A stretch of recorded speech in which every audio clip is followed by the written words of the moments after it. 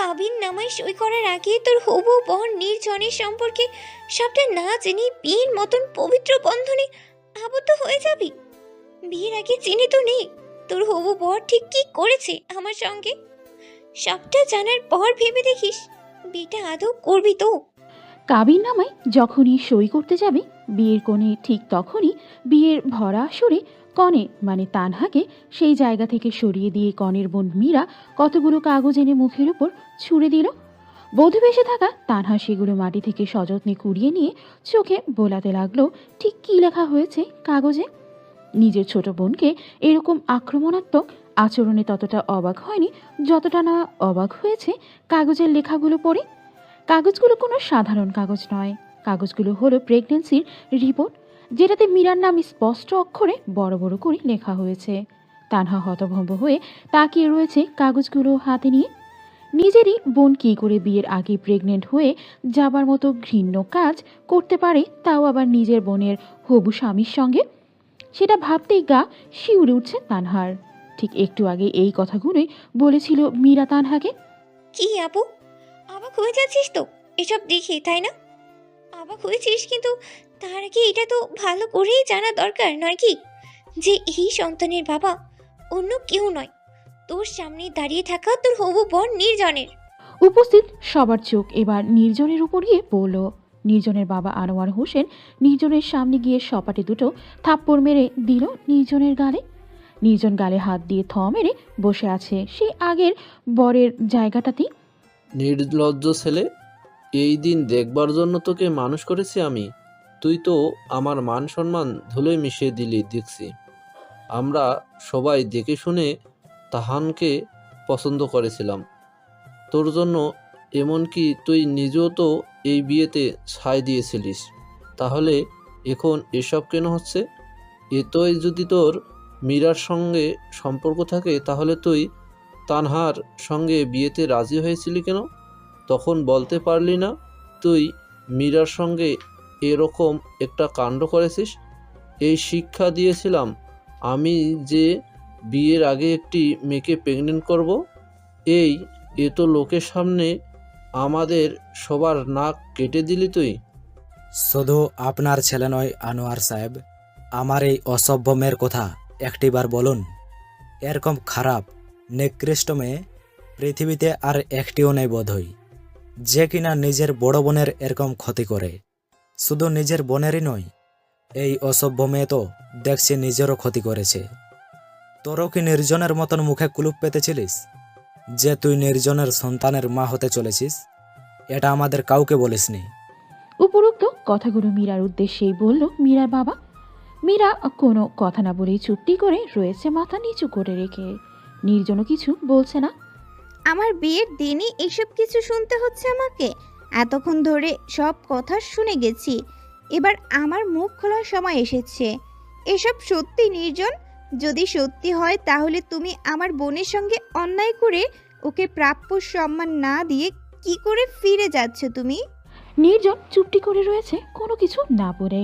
হঠাৎই নির্জনের গালে সপাটে দুটো থাপ্পড় পড়ল। নির্জন এবার মাথা খানি উঁচু করে তাকিয়ে দেখলো এই চটটা এবার তানহা মেরেছে নির্জনকে। তানহার কাছ থেকে থাপ্পড় খেয়ে নির্জনের মুখশ্রী রক্তিম বর্ণের আকার ধারণ করেছে। বোঝাই যাচ্ছে নির্জন বেশ রেগে আছে, কিন্তু যা হয়েছে এখন তার বিপরীতে যদি তানহাকে কিছু বললে উল্টে সবাই তার দিকেই তেড়ে আসবে। সেই মোতাবেক নির্জন চুপ করে রয়েছে, কিন্তু তানহা চুপ করে রইল না। মীরার কাছে প্রশ্ন করল। মীরা, তোর সঙ্গে নির্জনের সম্পর্ক কত বছরের? নির্লিপ্ত কণ্ঠে মীরার উত্তর। আপু, ওর সঙ্গে আমার সম্পর্ক 3 বছরেরও বেশি। উপস্থিত সবাই কানাঘুষা করতে শুরু করে দিয়েছে। বোন হয়ে বোনের সংসার এভাবে নষ্ট করে দিল। আবার কেউ কেউ বলছে নির্জনেরই সব দোষ, সে কোনো সম্পর্কে থাকা অবস্থায় ছোট বোনকে রেখে বড় বোনকে বিয়ে করতে চলে এলো। মীরার বাবা প্রেশারের রুগী, উনি আশেপাশের মানুষের কটু কথা, অপমান, মীরার বলা কথা সবকিছু সহ্য করতে না পেরে অজ্ঞান হয়ে গেলেন। তৎক্ষণাৎ বিয়েবাড়ির শোরগোল থেমে গিয়ে নিশ্চুপতা নেমে আসলো কোলাহলপূর্ণ বিয়েবাড়িটি। তানহা যেন কোনো বলছে না, যেন বাকশক্তি হারিয়ে ফেলছে। ধরাধরি করে আনোয়ার হোসেনকে যেখানে কাবিননামায় সই চলছিল সেই সোফায় নিয়ে গিয়ে শুইয়ে দিয়ে ডাক্তারকে ফোন দেওয়া হলো। কিছুক্ষণের ভেতরেই ডাক্তার এসে দেখে ডাক্তার বলছেন যে অতিরিক্ত টেনশনে ওনার প্রেশার বেড়ে গিয়েছিল, যার জন্য উনি অজ্ঞান হয়ে গিয়েছেন। ডাক্তার কিছু ঔষধ প্রেসক্রাইব করে যায়। একটু পরে আনোয়ার হোসেনের জ্ঞান ফিরে আসে। মীরা তার বাবার কাছে যেতেই মীরার মা তেলেবেগুনে চড়ে উঠল। তুই একদম তোর বাবাকে স্পর্শ করবি না। উনি ঠিক বলেছিলেন, তুই একটা অসভ্য মেয়ে। তোর জন্যই তোর বাবার এসব পরিস্থিতি। তানহার বাবা ক্ষীণ স্বরে বলে, আর কথা বাড়িও না তো, যা হবার হয়ে গিয়েছে।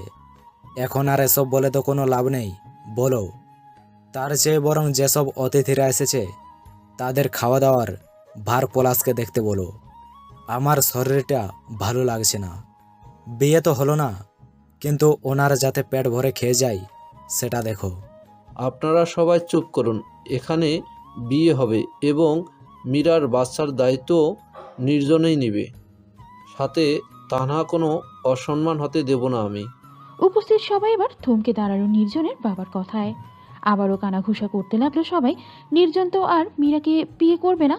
যদি বিয়েই করবে তাহলে তানহাকে বিয়ে করতে আসতো না। তাহলে এই অদ্বৈত বাচ্চা সহ মীরাকে কার কাছে বিয়ে দেবেন? জট খুলল আনোয়ার সাহেবের কথায়। মিজান সাহেব, আপনি আমার উপর ভরসা করতে পারেন নিশ্চিন্তে। মীরার বাচ্চার বাবা যখন নির্জন, তখন নির্জনেই বিয়ে করবে মীরাকে। আর নির্জন আর মীরার জন্য তানহার এতটা অপমান আর অসম্মান হলো, এতে যেমন আপনার মেয়েও দায়ী, তেমনি আমার ছেলেও। আর ছেলের দায়ও আমি এড়াতে পারবো না, তাই তাহানার দায়িত্ব আমি নিচ্ছি। আপনি এসব কি বলছেন কি?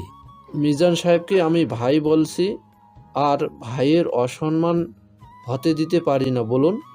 তাই আপাতত মীরার সঙ্গেই বিয়ে হোক নির্জনের, তারপর বাকিটা বলছি। বিয়েতে মিজান সাহেবও আর কোনো বাধা দিল না। কাজী রেগে বিয়ে পড়ানো হলো নির্জন আর মীরার। অপরদিকে তানহা চুপটি করে সবটা দেখে যাচ্ছে। কি থেকে কি হয়ে গেল, কিন্তু পরক্ষণেই নিজের বোনের সুখের কথা ভেবে আর মাথা ঘামালো না। একটু আগেই তানহার হাতের থাপ্পড় খেয়ে নির্জন রেগে গিয়েছিল। এখন সে মীরার সঙ্গে বিয়ে করে উৎফুল্ল হয়ে বসে রয়েছে। এটাই তো সে চেয়েছিল, আর হলো ঠিক সেটাই। খুশি মনে নিজের মনে বুড়ি আওড়াচ্ছে। এবার সবটা ঠিক হবে, তাই না ভাবি? তুমি যেটা করেছিলে, যার জন্য এত কিছু হলো, এবার সেই সব কিছু ঠিক হবে। এসব অপমান তারপর এবার সব কিছু উজুর হবে। আমি তো আমার ভালোবাসার মানুষকে পেয়েছি নিজের করে। এতক্ষণ ধরে যা কিছু সবটা প্ল্যানের একটা অংশ ছিল মাত্র তোমার জন্য। সবচেয়ে বড় চমক অপেক্ষা করছে তোমার জন্য এই বিয়েটাতে। মাঝখান দিয়ে যে অসম্মান অপমানিত হলাম আর আর মীরা মিলে, সেটার ফলও একটু পরেই তুমি বুঝবে। অবশেষে আমার উদ্দেশ্য সফল হলো। যার জন্য এত কিছু হলো, তার নিয়ে শান্তি ফিরবে তোমাকে পেয়ে। এবার সব অগোছালো জিনিস গুছিয়ে এক হবে, শান্তি আসবে এক অশান্ত মানবের জীবনে, যার জন্য এত কিছু হলো। ওদের বিয়ে তো হয়ে গেছে ভাবি, এবার তানার জন্য ছেলে তৈরি কিছুক্ষণের ভিতরে আসবে। কি থেকে কি হয়ে গেল আমার জীবনে। স্মরণীয় একটা দিন ছিল আজকে, অথচ আমার বোনই আমার সঙ্গে বিশ্বাসঘাতকতা করলো। বাবা মার সম্মান রক্ষা করতে না জানি কার সঙ্গে বিয়ে করতে হবে। এই বিয়েটা করা ছাড়া হয়তো কোনো উপায় নেই। না জানি কি আছে কপালে। আমি মরে গেলেও কিছুতেই এই ছেলেকে বিয়ে করতে পারবো না মা। হইচইপূর্ণ পরিবেশে নিমিষে স্তব্ধতায় গ্রাস করল তানহার বলা কথাগুলো শুনে। প্রত্যেকের দৃষ্টি নিবদ্ধ তানহার দিকে। সবার মুখশ্রী এখন আগ্রহে পরিপূর্ণ হয়ে রয়েছে কানায় কানায়। সবারই এক প্রশ্ন, কেন তানহা বিয়ে আটকাতে চাইছে? কিছুক্ষণ আগের ঘটনা। আপনি কোনো চিন্তা করবেন না। আমার ছোট ছেলে করা ভুলের খেসারত সে দিয়েছে, কিন্তু তার জন্য তানার যে ক্ষতি হলো তার খেসারত আমি দেব। এই ছবিটা দেখুন, এটা আমার বড় ছেলে আয়মান। ও বিদেশে থাকে ফ্যামিলি বিজনেস দেখার জন্য। আজকেই দেশে ফিরবে তার ছোট ভাইয়ের বিয়ে দেখার জন্য। অলরেডি আস্তায় আছে। আমি ওকে বলে দিচ্ছি সবটা ও বাড়িতে না গিয়ে এখনই এখানে আসবে। সে রাজি হয়েছে। আর পাত্রী পছন্দ করবে না এরূপ কোনো ভয় নেই, কারণ ও আমাকে কথা দিয়েছে ও মেয়ে না দেখেই বিয়ে করবে। তানহা অশ্রুসিক্ত অক্ষিজোড়া গিয়ে স্থির হলো ফোনের স্ক্রিনের পানে চেয়ে। স্ক্রিনে থাকা আয়মান নামক মানবটিকে দেখে তানহার কান্নার পরিমাণ যেন আরও দ্রুতগতি বৃদ্ধি পেল কিয়ৎক্ষণের ভিতরেই। এই তো সেই মানুষ যার জন্য কলেজ ছেড়ে অন্য কলেজে স্থানান্তরিত হতে চেয়েছিল তাকে। পুরো 1টি বছর নষ্ট হয়েছিল তার। কিছুক্ষণের জন্য মস্তিষ্কে আঘাত হানে পুরনো তিক্ত স্মৃতি। চক্ষুজোড়া ঘৃণার দৃষ্টি সহকারে ফিরিয়ে নিল ফোনের স্ক্রিনে থাকা মানুষটির থেকে। তারপরেই কণ্ঠে দৃঢ়তা বজায় রেখে সকলের সামনে বিয়েতে বাধা দিল। তানহার মা, তুই কেন বিয়ে করতে পারবি না বল? মীরার তো বিয়ে হয়ে গেল, যেখানে তোর বিয়ে হওয়ার কথা ছিল আজকে। তাহলে আর সবচেয়ে বড় কথা হলো, এই বিয়েটা করলে তোরা 2 বোন একসঙ্গে থাকতে পারতি। আর বেআই সাহেবের উপর আমার পুরো আস্থা রয়েছে। ওনাদের সঙ্গে তো আমাদের পরিচয় আগ থেকেই আছে। উনি তো তোর বাবার চেনা আমান, ওনার ছেলে। আস্থা আছে, খারাপ হবে না। আশা করি তুই এই বিয়ে করে অসুখী হবি না। কিন্তু মা, তুমি কিসের কিন্তু তানহা? তোর মা যা বলছে আমরাও সেই একই কথা। বিয়েটা করে নে মা। আমি জানি এই সমাজে বিয়ে ভেঙে যাওয়া মেয়েদের বেঁচে থাকা কতটা দায়। আর তুই দ্বিমত করিস না, রাজি হয়ে যা। উপরোক্ত বাক্যগুলো তানহার কর্ণদয়ে পৌঁছাতেই নিথর দৃষ্টিতে বাবার দিকে তাকালো তানহা। বাবার সেই আকুতি ভরা অক্ষিযুগলদয় আবদার কোনো মতেই তার পক্ষে ফিরিয়ে দেওয়া সম্ভব না। উপায়ন্তর না পেয়ে তার বাবার দিকে গিয়ে মাথা দুলিয়ে হ্যাঁ নামক সম্মতি বোঝালো, যার অর্থ আমি বিয়ে করব। ইতিমধ্যে মীরাকেই নিয়ে যাওয়া হয়েছে রুমের ভেতরে সাজগোজের জন্য। তানহা পুতুলের ন্যায় বসে আছে। কিছুক্ষণ পর কি হবে সেটা ভাবতেই অদ্ভুত অনুভূতি হচ্ছে তার।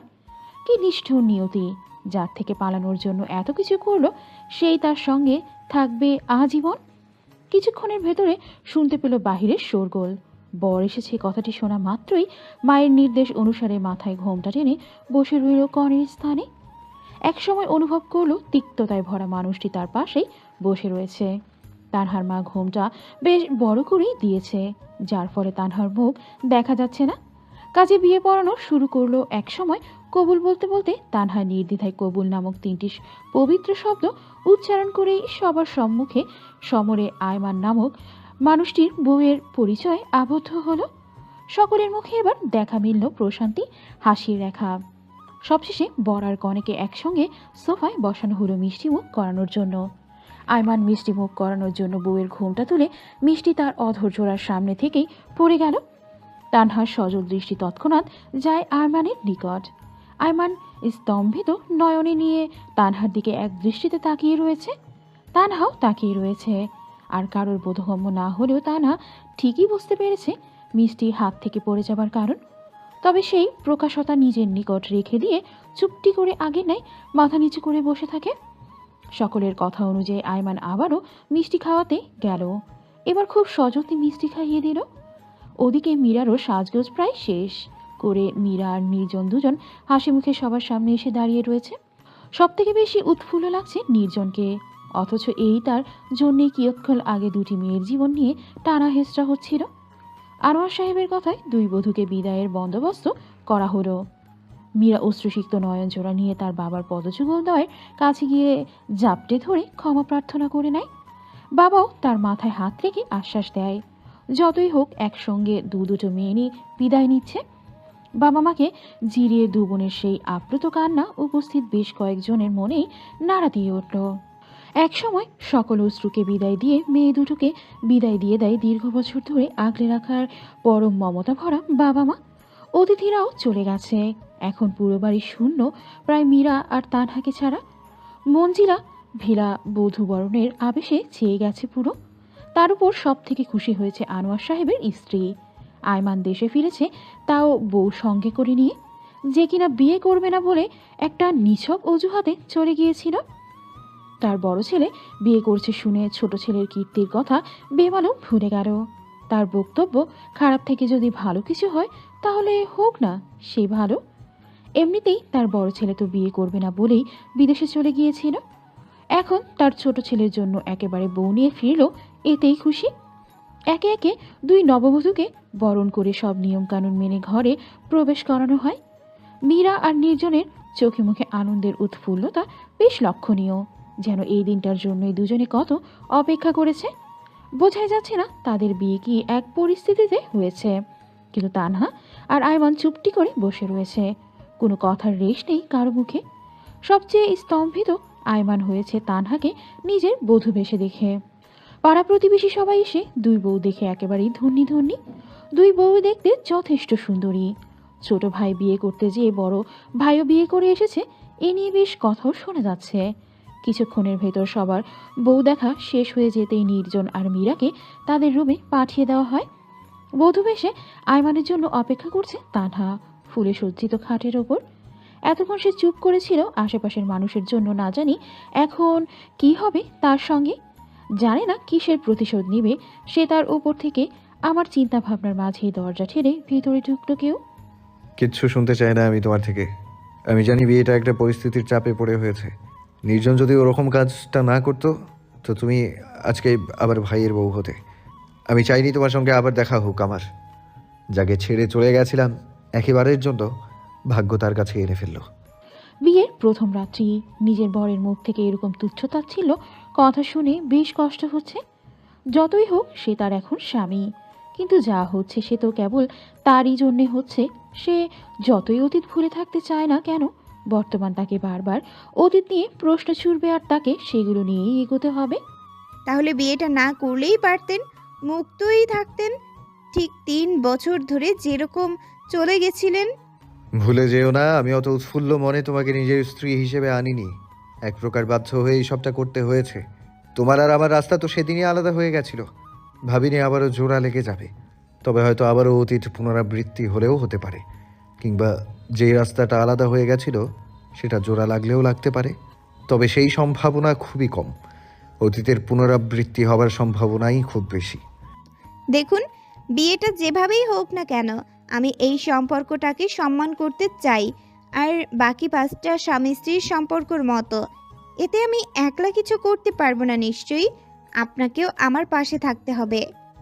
আয়মান এতক্ষণ ভাবলেশীনভাবে থাকলেও তানহার শেষোক্ত কথাটি কর্ণগ্রহের প্রবেশ মাত্রই দৃষ্টি গিয়ে নিবদ্ধ করল তানহার উপর। বোধগম্য হবার চেষ্টা করতে লাগলো কিয়ৎক্ষণ এ কি সেই তানহা, নাকি বদল ঘটেছে। সম্মান কেন? আমি তো তোমাকে ভালোবেসেছিলাম, কিন্তু তুমি বোঝনি, উল্টো আমাকে। যাই হোক, সেসব কথা বাদ দেয়াই ভালো। জানি না কি হতে চলেছে সামনে, তবে প্রার্থনা করব যাতে ভালো কিছুর প্রয়াস ঘটে। আয়মানের কথার পৃষ্ঠে কিছু বলার অবকাশ পেল না। খুব করে জানতে ইচ্ছে হচ্ছে তানহার সে কি আজও তাকে ভালোবাসে। পরিস্থিতির চাপে পড়ে মনের ইচ্ছে হলেই রেখে দিল সে। জল্পনা কল্পনা বাদ দিয়ে ফ্রেশ হয়ে পাশে এসে শুয়ে পড়ো। আমাদের বিয়েটা সিনেমাটিক হলেও আমরা তো মানুষ, তাই এসব সিনেমাটিক কাণ্ড কারখানা আমার পছন্দ নয়। আমি চাই সামনে এগোতে। বিয়েটা কোনো ছেলে খেলা নয় যে সিনেমার মতন কাণ্ড করব। যদি পাশে এসে শুতে পারো তো শুয়ে পড়ো, আর না হলে কিচ্ছু বলার নেই। আয়মানের কথা শেষ হতে না হতেই তানহা ফ্রেশ হয়ে এসে শুয়ে পড়ল আয়মানের পাশে। আয়মান উল্টো দিকে ফিরে রয়েছেন, তানহাও আয়মানের উল্টো দিকে ফিরে শুয়ে রয়েছে। দুজনেই নিশ্চুপ, কারো মুখে কোনো কথা নেই, কিংবা হাজারো কথা জমে আছে মন গহীন কোনো এক অপ্রকাশিত হয়ে আছে। আয়মান বরাবরই শান্তিপ্রিয় মানুষ, একাকিত্ব চুপচাপ থাকতেই বেশি পছন্দ করে। সকালবেলা মানুষের কোলাহলে আর ঘুমিয়ে থাকতে পারল না বিধায় ফ্রেশ হতে চলল ওয়াশরুমে যাবার সময় দেখতে পেল তানহা খুব সুন্দর করে ঘুমাচ্ছে। প্রায় 3 বছর পর এই মানুষটির মুখ আয়মান আজকে একেবারে ভালো করে গেঁথে নিচ্ছে মনের কোণে। চোখের তৃষ্ণা মিটিয়ে তানহার কপাল বরাবর হালকা করে তার ঠোঁট ছুঁয়ে চলে, যেন খুব সন্তর্পণে তানহার ঘুম না ভাঙে। সকালবেলা ঘুম থেকে উঠতেই দেখলো আয়মান পাশে নেই। একটু চোখ বোলাতেই দৃষ্টিগোচর হলো মহোদয় ড্রেসিং টেবিলের সামনে বসে সাজুগুজু করছেন। তানহাকে ঘুম থেকে উঠতে দেখতে পেয়ে আয়মানের কাছে এসে বসল। সুপ্রভাত। নতুন সকালের মতন নতুনভাবে রঙিন হয়ে উঠুক আমাদের জীবন। শাড়ি রাখা আছে, রেডি হয়ে নিচে যেতে হবে। তানহা ওয়াশরুমে গিয়ে ফ্রেশ হয়ে রুমে আসলো শাড়ি পরার জন্য, কিন্তু আয়মান পূর্বের ন্যায় সেই একই স্থানে বসে রয়েছে। আপনি একটু বাইরে যাবেন, আমি শাড়িটা পরতাম। শাড়িটা তো বেশ বড়, ওখানে পরলে ভিজে যেত, তাই বলছি। ঠিক আছে, আমি বারান্দায় যাচ্ছি। আয়মান বারান্দায় যেতেই তানহা শাড়িটির ভাঁজ খুলে দেখল একদম টুকটুকে গাঢ় গোলাপি রঙের শাড়ি দেওয়া হয়েছে।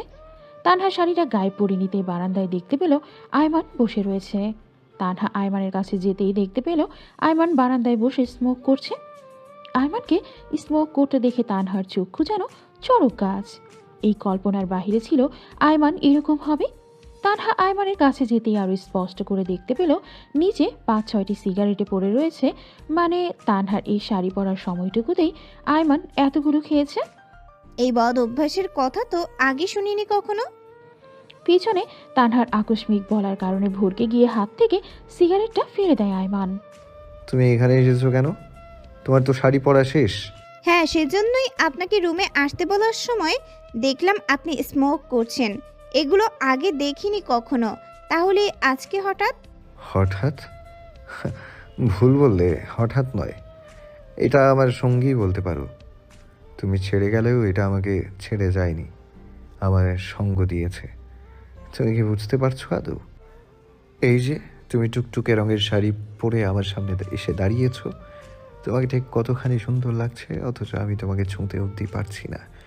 এটা আমার কাছে কতটা যন্ত্রণাদায়ক। এই যে তুমি কালকে আমার পাশে শুয়েছিলে পুরো রাত, এই রাত নিয়ে আমার কত আশা ছিল, অথচ একটা বারও তোমাকে ছুঁতে পারা তো দূর, তোমার সঙ্গে ভালো করে কথাও বলিনি। এটা কতটা যন্ত্রণাদায়ক ছিল আমার কাছে। এগুলো কি আদৌ বুঝো তুমি? বুঝবে না, কারণ তুমি তো আমাকে ভালোবাসা তো দূর, কখনো পছন্দও করনি। যদি এগুলো বুঝতে, তাহলে আজকে তোমার আর আমার মধ্যে এতখানি দূরত্ব, এতখানি দেয়াল তৈরি হতো না। বুঝতে হবে না তোমাকে। তুমি যেমন ছিলে তেমনই থেকো।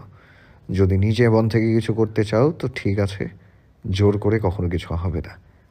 তাকে কিছু বলার সুযোগ না দিয়ে আয়মান দরজাখানি ধপাস করে প্রচণ্ড জোরে বন্ধ করে চলে গেলেন রুম থেকে। বোঝাই যাচ্ছে তার রাগ দরজার উপর দেখালো খানিকটা।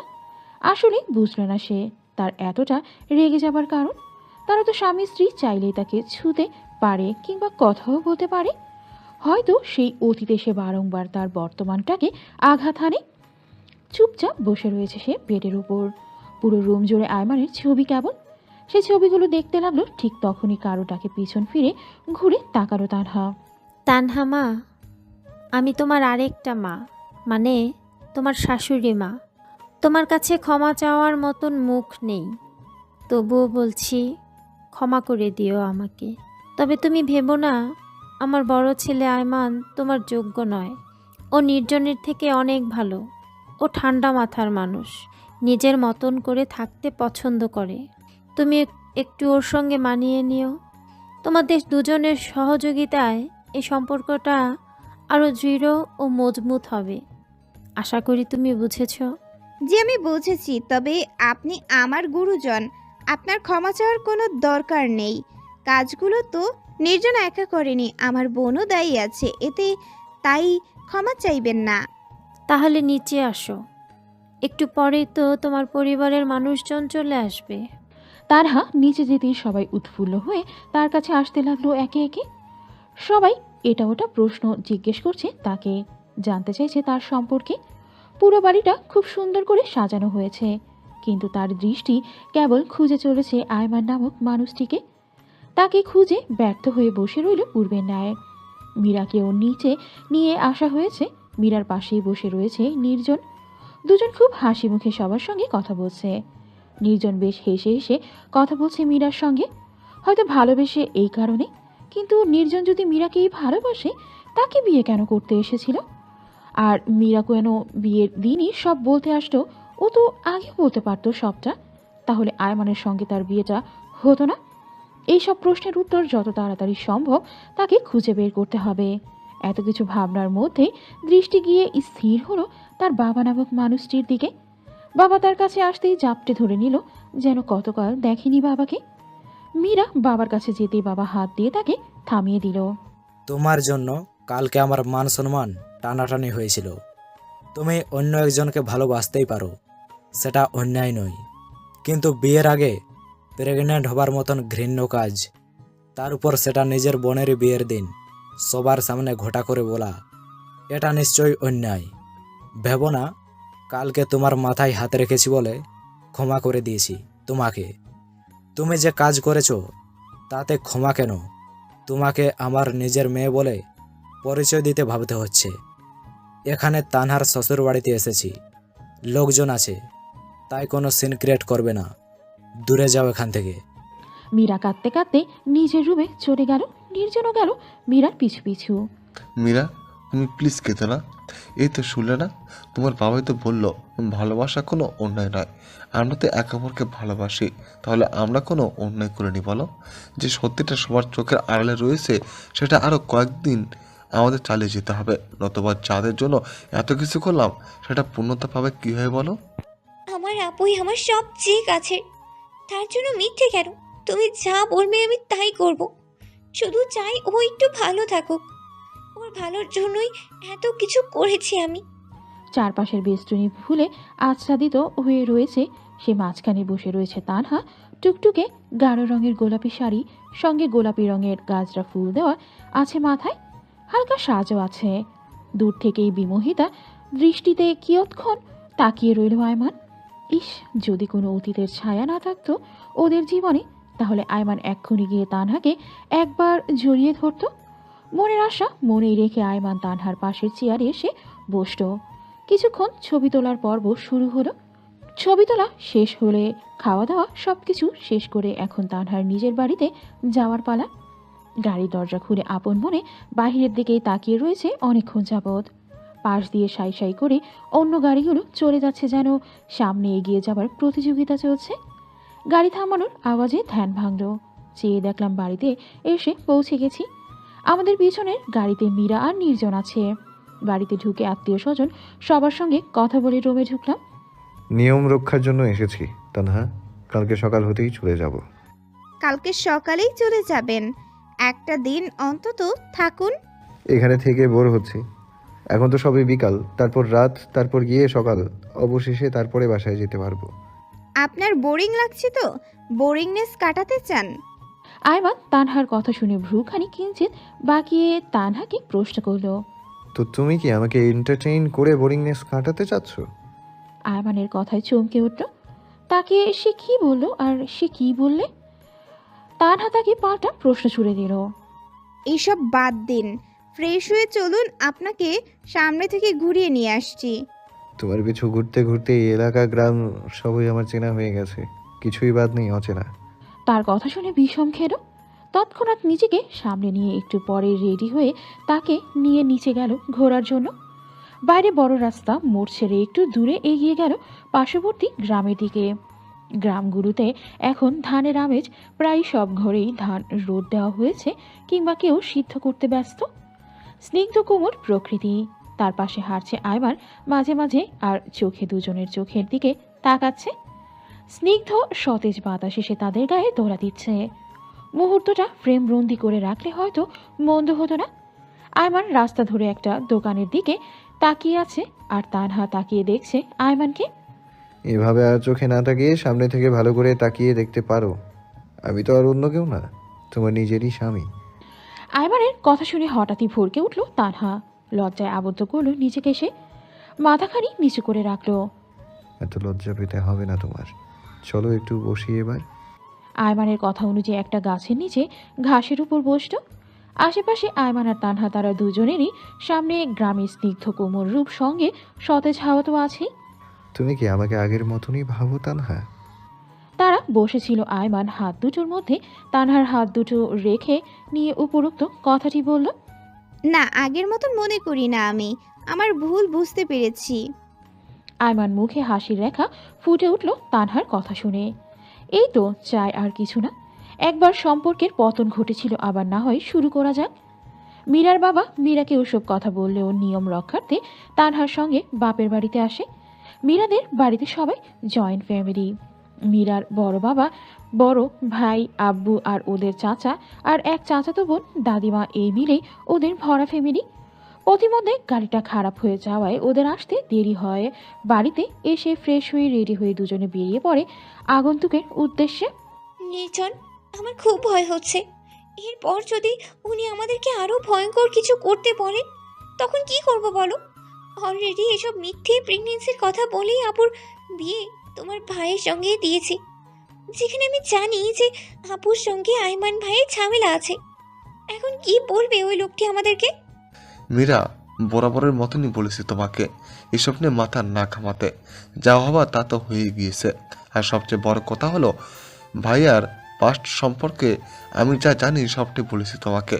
আমার ভাই বলে নয়, তোমার বোনকে আমার ভাই নিজের চেয়েও বেশি ভালোবাসে, যা আমি বুঝেছি।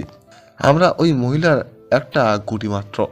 পুলিশের সাহায্য নিতে পারছি না, দেখছো তো, তুমি তো নিজে দেখলে পুলিশের সাহায্য নিতে গেছি, আর তোমার মায়ের আর তার কত বড় অ্যাক্সিডেন্ট হলো। এখন কোনো উপায় নেই আমাদের কাছে, চলো এখান থেকে। মীরা আর নির্জন হাঁটতে লাগলো সামনে। ওদের বাসা থেকে বেরিয়ে বড় রাস্তা ছেড়ে আরেকটু হাঁটলে একটা জঙ্গল পড়ে। ওই জঙ্গলে একটা পোড়া বাড়ি আছে। সেখানের উদ্দেশ্যে ঘন কালো অন্ধকারাচ্ছন্ন ঘরে বসে আছে এক মেয়ে। পরনে তার ছেলেদের মতন শার্ট প্যান্ট, মুখে মাস্ক পরা। একটা চেয়ারে বসে আছে সে। তবে সেখানে মীরা আর নির্জন বসেছে সেই দিকের উল্টো দিকে ফিরে বসে রয়েছে সেই মেয়েটি। তানহা আর আইমানের বিয়েটা হয়ে গিয়েছে। এখন আর তোমাদের কিছু করতে হবে না। এখন থেকে যা করার সব আমি করব, আর তাও প্রকাশ্য করব।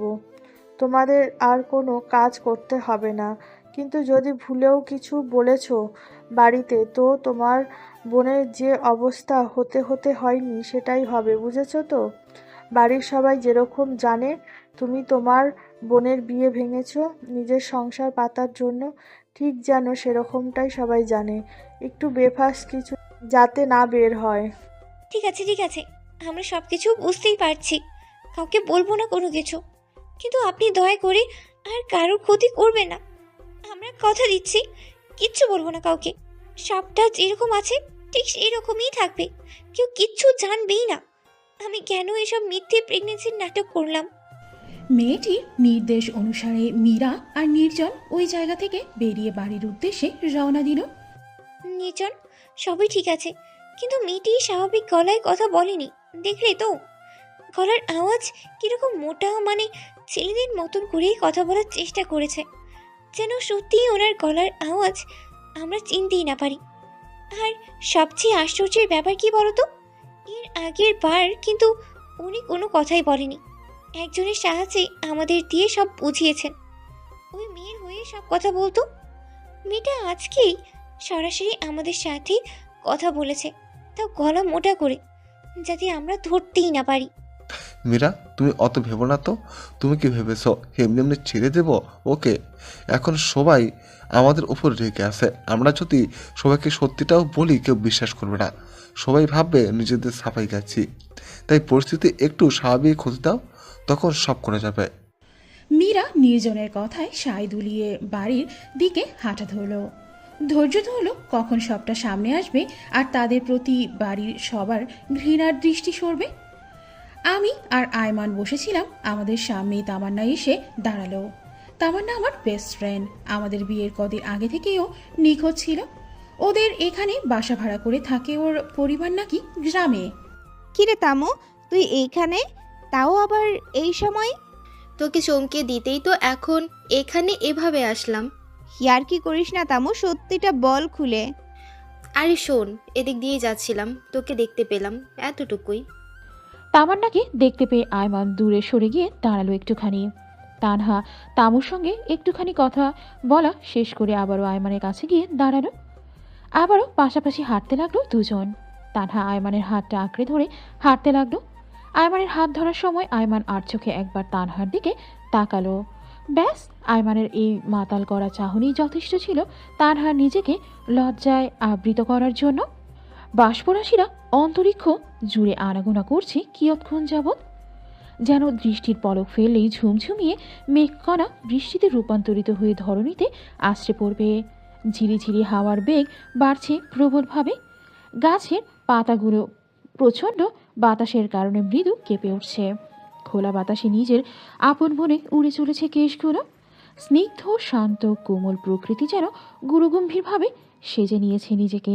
কালো রঙের আধারে আবৃত করে রেখেছে গোটা অন্তরিক্ষ। আকাশ জুড়ে বাষ্পরাশি আর বিদ্যুৎ চমকানোর আওয়াজ খোলা গগনের নিচে থাকাটা নিজেদেরকে নিরাপদ বলে মনে করল না। হাঁটা ধরল আশ্রয়স্থলে, কিন্তু দূর দূরান্ত অবধি কেবল গ্রামের আঁকাবাঁকা রাস্তার সামনে ফসলের ক্ষেতি কেবল ধরা দিল দৃষ্টিতে। বাধ্য হয়ে গাছের নিচে আশ্রয় নিয়ে হাঁটা ধরল, কিন্তু গুরুগম্ভীর প্রকৃতিও যেন বলে দিচ্ছে আজ দুজন ব্যক্তিতে তাদের সঙ্গে বৃষ্টির সাজে সাজতে হবে। ঝুমঝুমিয়ে শুরু হয়ে গেল বৃষ্টি, হিমশীতল হয়ে গেল সারা সর্বাঙ্গ। আচমকাই বৃষ্টির ফোঁটায় হিমশীতলের স্পর্শ কাঁপুনি ধরিয়ে দিল গায়ে। কাক ভেজা হয়ে গেল তানহা আর আয়মান। বেকুবের মতনই সেই অর্ধ রাস্তায় দাঁড়িয়ে থেকে বৃষ্টি উপভোগ করতে লাগলো দুজনে। বৃষ্টির এক একটা ফোঁটা শরীরে পড়তেই অদ্ভুত শিহরণে বয়ে যায় যেন। আয়মান বৃষ্টিতে ভেজা পছন্দ করে না বিধায় সে পৌঁছে গেল সেই গাছের নিচে। সেইখান থেকেই দেখতে লাগলো তানহাকে, যে এখনো সেই রাস্তার মাঝখানে দাঁড়িয়ে নিজের হাত দুটো খোলা প্রকৃতিতে ছেড়ে দিয়ে নিজের আপন মনে বৃষ্টি বিলাস করে চলেছে। অন্য কেউ যে তার দিকে তাকিয়ে আছে সেদিকে বোধহয় কোনোরূপ উৎকণ্ঠা নেই তার। আয়মান বিমোহিত দৃষ্টি দিয়ে তাকিয়ে আছে তার প্রেয়সীর দিকে। প্রেয়সীও নয় ঠিক, সে হচ্ছে যে প্রেয়সী প্রিয় হতে গিয়েও সময়ের ব্যবধানে আজকে সে অপ্রিয় হয়ে গিয়েছে। আয়মানের সজল দৃষ্টি গিয়ে নিক্ষেপ হলো রাস্তার ওদিক থেকে কয়েকটি মধ্যবয়স্ক লোকের দিকে। বোধহয় খেতেই কাজ করছিল, হঠাৎ বৃষ্টি আসায় নিড়ে ফিরছে। আর সেই একই রাস্তায় তানহাও চুপচাপভাবে দাঁড়িয়ে বৃষ্টিকে সাদরে নিজের গায়ে মেখে নিচ্ছে। তার পেছনে যে মানুষ আসছে সে খেয়াল বোধহয় নেই তার। আয়মান তানহার দিকে চোখ বোলারও এই কাকভেজা শরীরে অন্য কোনো পুরুষ যে তানহার দিকে বেশ ভালো নজরেই তাকাবে সেটা নিশ্চয়ই না। তৎক্ষণাৎ কাল বিলম্ব না করে রাস্তার পাশ থেকে তানহার হাত ধরে টেনে নিয়ে সেই গাছের নিচে গিয়ে হ্যাঁচকা টানে তানহাকে নিজের বুকের মধ্যে নিয়ে নিল। লোকগুলো আর চোখে ওদের দিকে তাকিয়ে মুচকি হেসে নিজেদের গন্তব্য চলে গেল। আয়মানের বুকের মধ্যে মিশে আছে তানহা। এতটা কাছের প্রথম স্পর্শ তানহাকে। এক অদ্ভুত অনুভূতির সম্মুখীন হচ্ছে তানহা আয়মানের স্পর্শ পেয়ে। মনে হচ্ছে এইখানে স্তব্ধ হোক সময়, কেটে যাক বেলা। লোকগুলো চলে যেতেই তানহাকে নিজের বুক থেকে সরালো। সরি, ওই লোকগুলো তুমি দেখতে পাওনি। আর এই ভেজা অবস্থায় দেখলে নিশ্চয়ই তোমার দিকে খুব ভালোভাবে তাকাতো না, বলো? মনের মধ্যে দুষ্ট বুদ্ধির উদয় হলো তানহার। আয়মানকে জ্বালাতে পাল্টা প্রশ্ন করলো, আমার দিকে তাকালে আপনার কি? আমি তো আর আপনার প্রেয়সী না, বলুন। প্রেয়সী নয়, তুমি আমার অপ্রিয় প্রেয়সী, যে প্রেয়সী প্রিয় হতে গিয়েও অপ্রিয় হয়ে গেছে। আয়মানের কথা কর্ণকুহুরে বিচরণ করা মাত্রই ছোটর কোণে লেপে থাকা মুচকি হাসি আমার নিমিষেই উধাও হয়ে গেল। তৎক্ষণাৎ অনুশোচনায় মুগ্ধ হতে লাগলাম। সত্যিই তো, সে তো তার অপ্রিয় প্রেয়সীই বটে। প্রিয় ছিল সেটা নিজের হাতেই নষ্ট করেছে সে। 5 মিনিট ওয়েট করো, এই গাছের নিচেই থাকবে, ভুলেও রাস্তায় আসবে না। আয়মান তানহাকে কিছু বলতে না দিয়ে রাস্তায় ছুট লাগালো। তানহা বুঝতে পারল না এইভাবে বৃষ্টির ভেতর দিয়ে আয়মানের ছোটার কারণ। দৃষ্টিখানি বড় করে দেখলো আয়মান দৌড়ে গিয়ে কোথায় যাচ্ছে। গাছপালার ভিড়ে আর বোধগম্য হলো না আয়মান ঠিক কোথায় গেল, তবে বড় রাস্তার দিকেই এগোলো। বৃষ্টি ঝুমঝুমিয়ে পড়ছে বিদায় লোকজন কেউ বাহিরে নেই। একদিক দিয়ে ভালোই হয়েছে, নতুবা লোকজন তানহাকে এই ভেজা অবস্থায় দেখলে সেটা ভালো হতো না। তানহার এই 7-5 ভাবার মধ্য দিয়ে আয়মান এসে হাজির হলো তানহার সামনে। হাঁপাতে লাগলো। বোঝাই যাচ্ছে এই বৃষ্টির মধ্যে গ্রামের পিছলা রাস্তায় দৌড়াচ্ছেন সেটা ঠিক কতটা কষ্টকর। এই আপনার কি নিজের জন্য কোনো যত্ন নেই নাকি? এই বৃষ্টির ভেতর আপনি যে দৌড় লাগালেন, যদি পিছলে পড়ে যেতেন। পড়তাম না, বড় রাস্তার দিকে বেশি পিছলা নেই। এই নাও, এটা পড়ে নাও। শরীর যে ভিজে চুপচুপে হয়ে গেছে, এভাবে এতখানি রাস্তা পার করে বাড়িতে যাওয়া সম্ভব নয়। এতক্ষণ খেয়াল না করলো, এবার বেশ ভালো করে দেখলো আয়মানের হাতে একটা পলিথিন আছে। এই পলিথিনে করে কি এনেছেন? আর কি পরবো আমি? আমি তো জামা কাপড় পরেই আছি। আর আপনি কোথায় গেলেন? উফ, বাজে বকা বন্ধ করবে তুমি? হ্যাঁ, তুমি জামা কাপড় পরেছো তো সাদা 3 পিসের ভেতর যে লাল আছে সেটা তো স্পষ্ট বোঝা যাচ্ছে নাকি? বৃষ্টিতে ভিজে তো শরীরের জামা কাপড় একেবারে লেপ্টে আছে, তাই তোমার লাল সাদা স্পষ্টই বোঝা যাচ্ছে। আর কোনো প্রশ্ন? আয়মানের কথা শেষ হতেই লজ্জায় মনে হচ্ছে, হে মাটি তুমি ফাঁক হও, আমি পাতালে চলে যাই। ভাবা যায় এতটা লজ্জাজনক পরিস্থিতিতে পড়তে হচ্ছে আমাকে। এখন মনে হচ্ছে কোনো দুঃখে বৃষ্টিতে ভিজতে গেলাম, আর আমারই বা কি দোষ? এই বৃষ্টিই তো হুড়মুড়িয়ে চলে আসলো। এবার বেশ ভালোভাবেই বুঝতে পারছি আয়মান কেন ওই লোকগুলোকে দেখে আমাকে ওভাবে ধরেছিলেন। লজ্জাবতী লতা না হয়ে লজ্জা নিবারণ করে এই প্যাকেটটা হাতে নাও। এই দোকান থেকে কষ্টে একটা বোরখা আর হিজাব এনেছি তোমার জন্য। আয়মানের কথা শেষ হতে না দিয়ে তানহা পাল্টা কথা বলল। আমাকে বলে যেতেই পারতেন। আমি তো আপনার জন্য চিন্তা করছিলাম নাকি বলুন। অত চিন্তা করতে হবে না। আমার উল্টো দিক ফিরে বোরখাটা পরে নাও। বৃষ্টি কমে আসছে, বাড়িতে যেতে হবে। তার কপাল তানহার মতন বোরখাটা পরে নিয়ে হিজাবটা পরে নিল বেশ বড় করে। কাপড়গুলো ভেজা, কিন্তু বোরখাটা ভারী হয় তেমন একটা বোঝা যাচ্ছে না। তার উপর হিজাব তো পরেছেই। এবার হাঁটা ধরল তারা বাড়ির উদ্দেশ্যে। কিছু দূর এগিয়ে অটোতে উঠল তানহারা। শুকনো জামা পরেছে তানহা, কিন্তু আয়মান সেই ভেজা শার্ট আর প্যান্ট পরেই ছিল, যার দরুন বেচারা সন্ধ্যা থেকে রুমে এসে ঠান্ডায় হাঁচি দিচ্ছে বারবার। রাত্রে খাবার খেয়ে সব রুমে এসে শুয়ে পড়েছেন তড়িঘড়ি করে। বোধহয় শরীরটা ভালো যাচ্ছে না। দোষ তো তানহারই, তানহাই তো তাকে ঘুরতে নিয়ে গিয়েছিল। কিন্তু এখন এগুলো ভাবলে চলবে না তার। এখন আয়মানের খেয়াল রাখতে হবে। ঔষধগুলো খেয়ে নিন, আশা করি আপনার ঠান্ডা একটু কমবে। আচ্ছা তানহা, মীরা তো তোমার নিজের আপন ছোট বোন। ওর নির্জনের সঙ্গে সম্পর্ক ছিল 3 বছর, আর তুমি কি টের পাওনি একবারও? টের পাইনি বলে ভুল হবে। ও বলেছিল সঠিক সময় আসলে বলবে, কিন্তু ও যে এরকম একটা কাণ্ড করবে কে জানতো বলুন। ওর কাণ্ডের ফলেই আমরা আজ এখানে। নিয়তির খেলা দেখলে? যে তুমি আমাকে চাইতে না, আমাকে দেখে বিরক্ত হতে, দূরে দূরে থাকতে, সেই আমার সঙ্গে এখন তোমাকে থাকতে হবে। তাও কিনা সারা জীবন, যদি তুমি চাও। হ্যাঁ, আমি চাই থাকতে। বিয়েটা ছেলে খেলা নয় যে খেলা খেলবো। পবিত্র বন্ধনে যখন আবদ্ধ হয়েছি, তখন সেটার মর্যাদা আমি রাখবো। আয়মানের দৃষ্টি তুখর হলো। তার অবচেতন মন কেবলই একই প্রশ্ন বেঁচে চলছে। তাদের অতীত কি সুখে থাকতে দিবে আদৌ কাউকে, নাকি অতীতের ছাপ বর্তমানেও পড়বে? ভাবতে লাগলো সেই কালো অতীত, যেখানে তাদের দুজনের পথ আলাদা হয়ে গিয়েছিল। বিষণ্ণতার মেলা বসেছে আজ আয়মানের মনে। শান্ত পরিবেশেও যেন তার মনটা অশান্তিতে ভরে উঠেছে। কারণটা অযথাই। মানুষের অবচেতন মন কখনো ভালো খারাপ থাকে তা বোঝা বড় দায়। মনকে স্থিতিশীল করতে গাড়ি নিয়ে বেরিয়ে পড়ল আয়মান। ভাগ্যেও হলো তার এই যাত্রায় সহায় ছিল না, যার দরুন প্রতিমধ্যে গাড়ি খারাপ হয়ে যায়। উপায়ান্তর না পেয়ে সেই গাড়ির সঙ্গে হেলান দিয়ে দাঁড়িয়ে এক মনে ফোনে স্ক্রল করে যাচ্ছে। কর্ণঘুরে কোনো রমণীর হাসির শব্দ বোঝাতেই মাথা তুলে তাকালো সেই মেয়েটির দিকে। মেয়েটির পরনে লাল রঙের 3 পিস, মাথায় একটুখানি ঘোমটা দেওয়া। প্রকৃতির স্নিগ্ধ বাতাসে সেই ওড়নাটুকু মাথা থেকে গড়িয়ে পড়ে যাচ্ছে বারংবার। মেয়েটি নিজের হাত দিয়ে সযত্নে আবারও ওড়নাটুকু মাথায় টেনে নিয়ে বান্ধবীর সঙ্গে কথা বলতে বলতে আয়মানের পাশ দিয়েই চলে যায়। সেই মেয়েটির মুখের হাসি দেখে আয়মানের ব্যথিত মনেও যে কখন হাসির রেখা ফুটেছে তা সে নিজেই বুঝতে পারল না। মেয়েটির হাতে বইপত্র ছিল পাশের কলেজে। আয়মানের বুঝতে বাকি রইল না মেয়েটি কলেজেই পড়ে।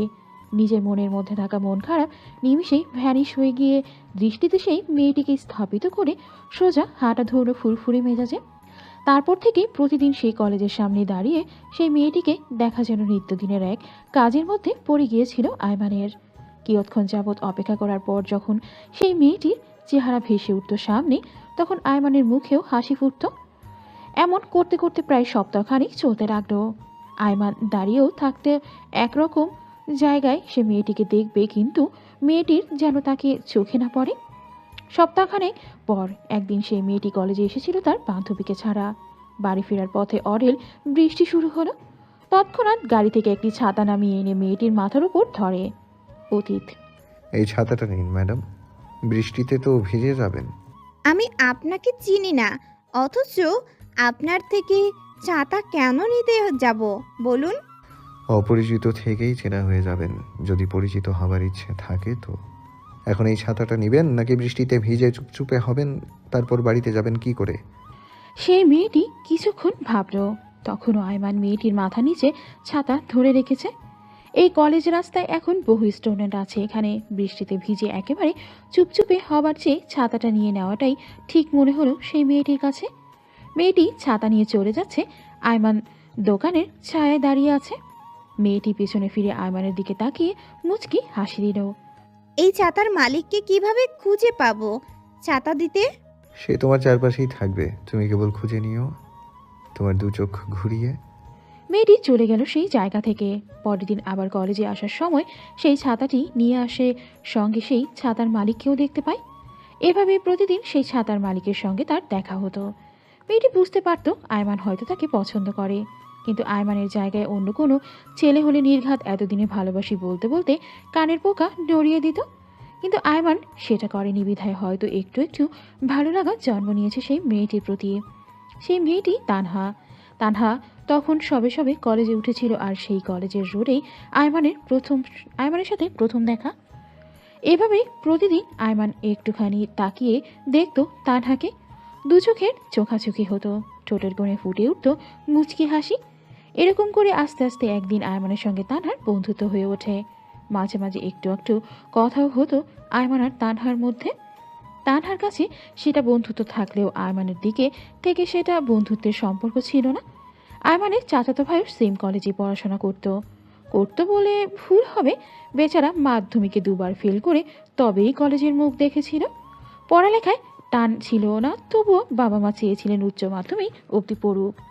সেই চাচাতো ভাইয়ের সঙ্গে কলেজে যেত দরকারে, সেই সূত্র ধরেই তানহার সঙ্গে আয়মানের বন্ধুত্বটা জমে ওঠে। কলেজে প্রোগ্রাম ছিল, সেই প্রোগ্রামের উপলক্ষে তানহা সেদিন শাড়ি আর হিজাব পরে কলেজে এসেছিল। পুরো 6 মাস তানহাকে আড়াল থেকে দেখে আয়মান সিদ্ধান্ত নেয় আজকে মনের অব্যক্ত অনুভূতি তানহার সামনে তুলে ধরবে। পরিবারেও বাবা মা বিয়ের জন্য চাপ দিচ্ছে। আয়মান কাজের অজুহাত দিয়ে এসেছে এতদিন, কিন্তু এখন আর অজুহাত নয়, সে সত্যিই পেয়ে গেছে তার ভালোবাসা, যার সঙ্গে সে সারা জীবন থাকতে চায়। আজকে এই সবটা খুলে বলবে আয়মান তানহাকে। সেই মতনই নিজেকে প্রস্তুত করে আসে কলেজে আয়মান। নিচে অনেকক্ষণ অপেক্ষা করে, কিন্তু কোথাও দেখতে পায় না তানহাকে। আরও অপেক্ষা করতে থাকে দাঁড়িয়ে দাঁড়িয়ে। কিন্তু তখনই আয়মানের চাচাতো ভাই ফোন করে বলে উপরে ফাঁকা ক্লাসরুমটায় যেতে, সে ওখানে আছে, তার দরকার ভীষণ। আয়মান যায় সেই ফাঁকা ক্লাসরুমে, কিন্তু তার ভাইকে কোথাও দেখতে পায় না। সে রুমের ভেতরে অপেক্ষা করতে থাকে। বসে না থেকে আরও একবার প্রস্তুতি নিয়ে ফেলা, ঠিক কীভাবে বলে তানহা মানা করতে পারবে না। ওদিকে বান্ধবীদের সঙ্গে প্রচুর হই হুল্লোড় করে এক পর্যায়ে মুখের রং লাগাতে তানহার হিজাবটা প্রায় খুলে আসছিল। তখন সে হিজাব ঠিক করার জন্য ওয়াশরুমে যায়। সেখানে কয়েকটা ছেলেকে দেখে তড়িঘড়ি করে ক্লাসে যাবার সময় পায়ে হোঁচট খায়, যার ফলে তানহার শাড়ির কুচিগুলো এলোমেলো হয়ে যায়। উপায়ন্তর না দেখে তানহা নিজের ক্লাসে যাবার আগে ফাঁকা ক্লাসরুমটায় ঢুকে দরজা বন্ধ করে দিল। সেই রুমেই আয়মান। তানহা জলদি করে দরজা বন্ধ করার ফলে আয়মানকে দেখতে পায়নি। দরজা বন্ধ করার শব্দে আয়মান ঘুরে তাকাতেই তানহাকে দেখতে পায়। এলোমেলো শাড়ির কুচি আর হিজাব পরা অবস্থায় তানহাকে দেখে বিমোহিত দৃষ্টিতে তাকিয়ে থাকে কতক্ষণ নিজের প্রেয়সীর দিকে। ওদিকে তানহা আয়মানকে দেখে বেশ ভড়কে গেল, গলা শুকিয়ে কাঠ হয়ে আসছে। মনের মধ্যে উকি দিচ্ছে যদি কিছু খারাপ হয়। সে ভাবনায় প্রয়াস ঘটিয়ে তানহা দরজা খোলার সময়ই আয়মান তানহার হাত ধরে বসল। এতে তানহার ভয় বেড়ে দ্বিগুণ হলো। ভয় পেও না প্লিজ, আমার কথাটি শুনো একটিবার। আমি কিছু শুনবো না, পরে শুনবো, এখন যেতে হবে। তানহা, অনেক হয়েছে লুকোচুরি, আর নয়। তুমি নিশ্চয়ই বুঝতে পেরেছো এই 6 মাস আমি এমনি এমনি তোমাদের কলেজের পাশে দাঁড়াতাম না। শুধু তোমাকে একটা পলক দেখার জন্যই আমি দাঁড়িয়ে থাকতাম। তোমাকে দেখে মনের করে হাসি ফুটতো, সকল মন খারাপ নিমিষেই দূর হতো। এতদিন একটু একটু করে তোমার প্রতি জন্মানো অনুভূতিগুলোর নাম শুধু একটাই, ভালোবাসি। হ্যাঁ, আমি তোমাকে ভালোবাসি তানহা। তুমি আমার প্রেয়সী, সারা জীবনের সঙ্গী। কথা দিচ্ছি কখনো ছেড়ে যাব না। তুমি কি আমাকে ভালোবাসো? আপনার উত্তর আমি পরে দিচ্ছি, কিন্তু তার আগে আমাকে যেতে দিন, হাতটা ছেড়ে দিন প্লিজ। আয়মান বুঝতে পারে তানহা ভয় পাচ্ছে। সে তানহাকে চলে যেতে বলে হাত ছেড়ে দেয় তানহার। দরজা খুলতে দেখে বাহির থেকে বন্ধ করা দরজা। তানহা ঘাবড়ে যায়, হঠাৎ করে কে বন্ধ করলো দরজা। এখন এই বদ্ধ রুমের ভেতরে শুধু আয়মান আর তানহা। ভয় আরও বেড়ে যাচ্ছে ক্রমশ। তানহা চিৎকার করতে লাগলো দরজা খুলে দেওয়ার জন্য।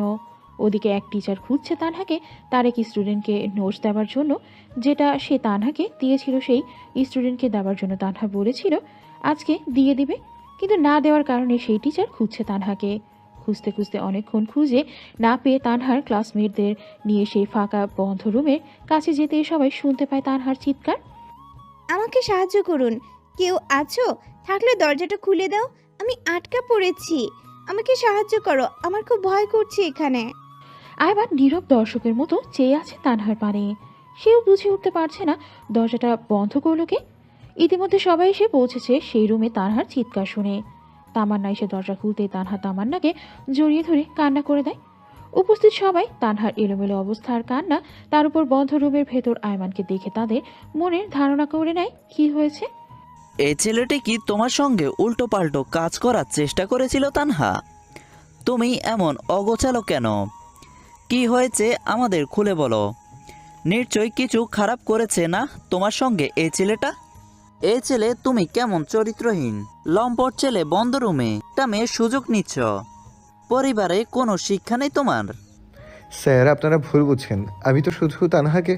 স্যার, একে আমাদের হাতে ছেড়ে দিন, আমরা মজা বুঝিয়ে দিচ্ছি। কয়েকটা উশৃঙ্খল ছেলেরা মিলে আয়মানকে মারধর করে। ভাগ্যবশত আয়মানের চাচাতো ভাই রাজীব অতি কষ্টে সেখান থেকে আয়মানকে ছাড়িয়ে আনে। এর ভেতর তানহা যখন সবাইকে বলছে আয়মানের কোনো দোষ নেই, ওকে যেন ছেড়ে দেয়, তখনই সবাই তানহাকে নিয়ে কানাঘুষা করা শুরু করে দেয়। এই তো তানহা বলছে ওর কোনো দোষ নেই, এইখানে কি সে বোলা ফুল পড়ে রয়েছে। যদি ছেলেটা সুযোগ নিত তাহলে এসব নিশ্চয়ই আনতো না। এগুলো আগে থেকে সব সাজানো, নতুন এসব কোত্থেকে আসতো। ছেলেটার ওপর সব দোষ চাপিয়ে দিয়ে এখন তানহা ভালো মানুষ সাজছে, আবার ছেলেটাকে বাঁচিয়েও নিল কি সুন্দর করে। তানহা আপ্রাণ বোঝানোর চেষ্টা করলো সে এসব কিচ্ছু করেনি। স্যার, বিশ্বাস করুন, এসব আমি কিচ্ছু করিনি। আমি তো জাস্ট আমার হিজাবটা ঠিক করার জন্য রুমে ঢুকেছিলাম, আর তখনই ওনাকে দেখতে পাই, আর উনি আমাকে কিসব ভালোবাসি বলছিল। আমি জানি না উনি কেন এসেছেন এখানে। তোমার থেকে অন্তত এটা আশা করিনি তানহা। ভালোবাসি বলছিল, ফুল দিয়েছে, আবার দরজা বন্ধ করে রেখেছিলে ধরার খাবার পর। এখন বলছো তুমি কোনো কিছু জানো না। কথাগুলো তো একটু সাজিয়ে বলো। তোমাকে ভালো ভাবছিলাম, কিন্তু তুমি কলঙ্ক এই কলেজের। শুধু টিচার নয়, আরও অনেক স্টুডেন্ট সহ সেদিন তানহাকে অপমান কটু কথা সব বলতে থাকে। তানহা এইসব কিছু সহ্য করতে না পেরে বাড়িতে এসে বাবা মাকে কাঁদতে কাঁদতে সেদিনই সব কিছু বলে। তানহার বাবা মা মেয়ের উপর পুরো আস্থা ছিল, তারা তানহাকে মানসিকভাবে বোঝায় আশেপাশে কারো কথায় কান না দিতে। কারণ সন্তানের বলে কথা, চোখের পানি কোনটা সত্যি মিথ্যা সেটা সব বাবা মাই বুঝতে পারে। স্টুডেন্ট সহ চারিপাশের মানুষের নানান কটু কথার ভিড়ে তানহাকে অন্যত্র পাঠিয়ে দেয় তানহার বাবা মা। আয়মান তামান্না থেকে নম্বর নিয়ে রাত্রিবেলা ফোন করে তানহার ফোনে। আমি জানি না কি করে দরজাটা বন্ধ হলো। এখন নিশ্চয়ই তুমিও সবার মতন করে বলবে আমি সবটা করেছি, কিন্তু বিশ্বাস করো আমি কিচ্ছু করিনি। তবুও যা কিছু হয়েছে তার জন্য ক্ষমা প্রার্থী তোমার কাছে। আমি মার খেয়েছি, তাতেও কোনো আপত্তি নেই যদি তুমি পাশে থাকো। আমি সত্যিই তোমাকে অনেক বেশি ভালোবাসি তানহা। পরিস্থিতি এমনই ভালো ছিল না, তার উপর আয়মানের কথা শুনে তানহার রাগ উঠে যায়। আপনার ভালোবাসা নিয়ে আপনি থাকুন, আপনার জন্য সবটা হয়েছে। আপনি বলছেন আপনি মার খেয়েছেন, এটা কিছু না। এসব তো আপনার জন্যই হয়েছে। আপনার জন্য আমি চরিত্রহীন অপবাদ শুনেছি। কে বলেছিল আপনাকে কলেজে আসতে? আপনার জন্য আমাকে কতটা অপমানিত হতে হয়েছে সেটা আপনার ধারণাও নেই। আপনাকে আমি ভালোবাসবো তো দূর, আপনার জন্য শুধু ঘৃণাই অবশিষ্ট আছে, বুঝলেন? ঘৃণা করি আমি আপনাকে। শেষ কথা হয় আয়মানের সঙ্গে তানহার। নিজের প্রেয়সীর মুখ থেকে ভালোবাসি শোনার বদলে ঘৃণা করি এই শব্দটা যে ঠিক কতটা কষ্টের ছিল সেটা আয়মান সেদিক বেশ ভালো করেই উপলব্ধি করেছে। তানহা বোঝেনি আয়মানের কষ্ট, আর না আয়মান দেখেছিল সেদিন তানহার অপমান। দুজনের দিক থেকেই অভিমানের এক পাহাড় তৈরি হয়। আয়মান তানহাকে ভোলার জন্য বিদেশে পাড়ি জমায়। রাসেল মানে আয়মানের চাচাতো ভাইকে সবটা আড়াল রাখতে বলে। বিদেশের শক্ত মাটিকে নিজেদের শক্ত করে গড়ে তুলে আয়মান পরিবারের সঙ্গেও ভালো করে কথা বলতো না। 2-3 মাস পর 2-1বার ফোন দিত। আয়মানের বাবা মা ছেলেকে নিয়ে দুশ্চিন্তার শেষ ছিল না। হঠাৎ করে পরিবর্তন ছেলের ভেতর, সেটা বাবা মাও মেনে নিতে পারেনি, কিন্তু কিছু করার ছিল না। আয়মান নিজেকে পুরো গুটিয়ে নিয়েছিল। সেদিনের পরই তানহার বাবা মা তানহাকে কয় মাসের জন্য বেড়াতে পাঠিয়ে দেয়। তারপর পুরো 1 বছর পর তানহা আবারও নতুন কলেজে ভর্তি হয় নতুন উদ্যমে পড়াশোনা করার জন্য। সবটা ঠিকই ছিল। পড়াশোনার মাঝখানে নির্জনের সম্বন্ধ আসে তানহার জন্য, যা তানহার পরিবার ফেরাতে পারেনি। বিয়েও ঠিক হয়েছিল, কিন্তু ভাগ্যের সেই বিয়েটা হলো না। একমাত্র ছোট ভাইয়ের বিয়েতে আসার করুণ অনুরোধে আটকাতে পারেনি আয়মান। পরিবারের কথা ভেবে নির্জনের বিয়েতে অ্যাটেন্ড করার সিদ্ধান্ত নেয়, কিন্তু কে জানতো সেই অতীত আবারও তার বর্তমানে এসে পড়বে। অতীতে কথা ভেবে ভেতর থেকে এক তপ্ত দীর্ঘশ্বাস ভেরিয়ে আসলো আয়মানের। মাথা থেকে অতীতের চিন্তা বাদ দিয়ে ঘুমানোর চেষ্টা করলো। যতই বাদ দিতে চেষ্টা করুক, কিন্তু আদৌ কি কোনো ঘটনা একেবারে আমাদের জীবন থেকে বাদ দেওয়া যায়? হয়তো বা একেবারের জন্য না। অতীতের ছাপ ভবিষ্যতেও পড়ে, যেমনটা তাদের সম্পর্কটা এখনো সহজ হয়নি সেই তিক্ত অতীতের জন্য। সময়ের স্রোত বহমান, কারোর জন্য অপেক্ষা করে না। দেখতে দেখতে প্রায় 1 মাস হয়ে গেছে তানহা এখন আয়মানদের বাড়িতে আছে। আয়মান আর তানহার সম্পর্কটা আগের থেকে একটু উন্নতি হয়েছে। রোজ সকালবেলা ঘুম থেকে উঠে আয়মান অফিসের জন্য বেরিয়ে যায়, আর তানহা সংসারের কাজকর্মেই ব্যস্ত থাকে। আয়মান অফিস থেকে ফিরলে কখনো কখনো একটু একটু গল্প করে আয়মানের সঙ্গে। এভাবেই দিন দিন তাদের সম্পর্কটা আরও সহজ হয়ে যাচ্ছে। তানহা, একটু গিয়ে দেখো তো দরজা খুলে কে এসেছে। শাশুড়ি মায়ের কথায় কল্পনায় ছেদ ঘটিয়ে দরজা খুলতে গেল তানহা। দরজার ওপরেই তার দেবর রাসেল দাঁড়িয়ে আছে। যেই ওকে ভেতরে আসতে বলবে, তখনই দেখতে পেল ওর পিছে একটা মেয়ে দাঁড়িয়ে আছে, তাও বধূর বেশি ঘোমটা দিয়ে। তানহা তৎক্ষণাৎ শাশুড়ি মাকে ডাক দিল। তানহার ডাক শুনে বাড়ির সবাই নিচে নেমে আসলো। সবাই রাসেলকে দেখে অবাকের 7ম পর্যায়ে পৌঁছে গেছে। সবাই যতটা অবাক হয়েছে তার চেয়ে দ্বিগুণ পরিমাণ অবাক হয়েছে তানহা। আসলে মূল ঘটনাটা হলো, রাসেল আর অন্য কাউকে নয়, তারই বান্ধবী তামান্নাকে বিয়ে করে এনেছে। রাসেলের গায়ে বরের বেশ, আর তামান্না বধূ বেশে রাসেলের পেছনে দাঁড়িয়ে আছে। বোঝাই যাচ্ছে দুজন বিয়ে করে এসেছে। তানহার চাচি শাশুড়ি রাসেলের কাছে গিয়ে রাগান্বিত দৃষ্টিতে তাকালেন। গালে জোরে সপাটে একটা চর মারলেন। চর খেয়ে রাসেল গালে হাত দিয়ে থ হয়ে দাঁড়িয়ে আছে। তামান্নাও নিশ্চুপ। পুরো বাড়ি জুড়ে পিনপিন নীরবতা বিরাজমান। তুই কি এই মেয়েটিকে বিয়ে করে এনেছিস? হ্যাঁ, আমি ওকে ভালোবাসি, আর সেই জন্যই ওকে বিয়ে করেছি আমি। তোর এই পাগলামো ভালোবাসা বড় হয়ে গেল এখন? কই, একটিবারও তো আমাদের কিছু বললি না। এত তাড়া কেন তোর বিয়ের জন্য? আমরা কি তোর বিয়ে দিতাম না? এবার রাসেল নিশ্চুপ, কোনো কথা নেই তার মুখে। মুখ খুলল তামান্না। রাসেলের পেছন থেকে এসে দাঁড়ালো। ওর কোনো দোষ নেই, যা করেছি আমিই করেছি। আসলে আমার বাবা নেই, আমার মাই আছে। তার উপর আমরা খুব গরিব। এরকম পরিবারে নিশ্চয়ই আপনাদের মতন বড়লোক ছেলেকে বিয়ে করাতেন না। ওদিকে আমার মা আমার বিয়ের জন্য অহরহ সম্বন্ধ দেখছে, আর আমিও রাসেলকে ছাড়া অন্য কাউকে বিয়ে করতে পারবো না। তাই বাধ্য হয়ে আমরা দুজনে বিয়ে করার সিদ্ধান্ত নেই, কাউকে না জানিয়ে। এতে পুরো দোষ আমারই, রাসেলের কোনো দোষ নেই। তানহার চাচি শাশুড়ি মা কোনো কিছুই বললেন না। ছেলের দিকে এক পলক অগ্নিদৃষ্টি নিক্ষেপ করে উপরে চলে গেলেন। এতদিন এই বাড়িতে থেকে বেশ বুঝেছে তানহা, চাচি আম্মা বড্ড রাগী মানুষ। তার যখন রাগ ওঠে তিনি কাউকে বেশি কিছু না বলে নিজের রুমে গিয়ে দরজা বন্ধ করে বসে থাকেন। প্রায় এরকমটা করতে দেখেছে সে ওনাকে। আজকেও তাই করলেন। রাসেলের উপর রাগ দেখিয়ে নিজের রুমে চলে গেলেন। ইতিমধ্যেই চাচাও বাড়িতে এসে উপস্থিত হয়েছেন। তিনি সবটা দেখে চাচিমার মতনই রেগে গেলেন। এই যে মেয়েটাকে বিয়ে করলি, কোনো যোগ্যতা আছে তোর? এইচএসসি অত পাস করতে পারিসনি ঠিক মতন, 2বার ফেল করে তারপর টেনে টুনে পাস করেছে। তোকে ব্যবসার হাল ধরতে বললাম, আর তুই এই কাণ্ড করলে? তোর মতন ছেলে থাকাচ্ছে না থাকাই ভালো। তুই বাড়ি ছেড়ে বেরিয়ে যা। চাচি যেমন রাগ করে দরজা বন্ধ করে বসে আছেন উপরে, ঠিক তেমনিভাবে তানহার চাচা শ্বশুর রাসেলের মুখের উপর দরজা বন্ধ করে দিল, ওদের ঘরে আসতে না দিয়ে। তারা সকলে এতক্ষণ ধরে সবটা দেখছিল। এবার তানহার শ্বশুর মশাই, যিনি এই বাড়ির কর্তা, তিনি বলে উঠল, অনেক হয়েছে তোর আর তোর বউয়ের কথা বলা। এবার আমি বলি, সবাই শুনবে। ব্যাস, এখন আর বলে কোনো লাভ নেই। বিয়ে তো বিয়েই, বিয়ে নিয়ে কোনো ছেলে খেলা নয়। আর সবচেয়ে বড় কথা, ওরা একে অপরকে ভালোবাসে, এটুকুই যথেষ্ট। আমার মনে হয় ওরা এর সঙ্গে সংসার করলে সুখেই থাকবে। ওরা ওদের রুমে যাক। বৌমা, তুমি গিয়ে খাবারটুকু দিয়ে আসো। ওদের রুমে দুপুর হয়ে যাচ্ছে। সাদিকের দায়িত্ব সাদিকের বউকে বোঝাবার, যাতে রাসেলের বিয়েটা মেনে নেয়। ব্যাস, তানহার শ্বশুরমশাই তার আদেশ শিরোধার্য করে চলে গেলেন উপরে। আনোয়ার হোসেনের কথা শেষ না হতেই রাসেল তামান্নাকে নিয়ে রুমে চলে গেল। তানহাও গেল খাবার নিয়ে আসতে। রুমে গিয়েই দেখতে পেল রাসেল ওয়াশরুমে ঢুকেছে ফ্রেশ হবার জন্য। সেই সুযোগেই তানহা তামান্নাকে চেপে ধরল। তুই রাসেলকে ভালোবাসতিস, অথচ এই কথাটা আমার থেকে লুকিয়ে গেলি কি করে? সবচেয়ে বড় কথা হলো, তোরা বিয়েও করে নিয়েছিস, কিন্তু আমাকে কিচ্ছু জানালি না। মানে কি এসবের?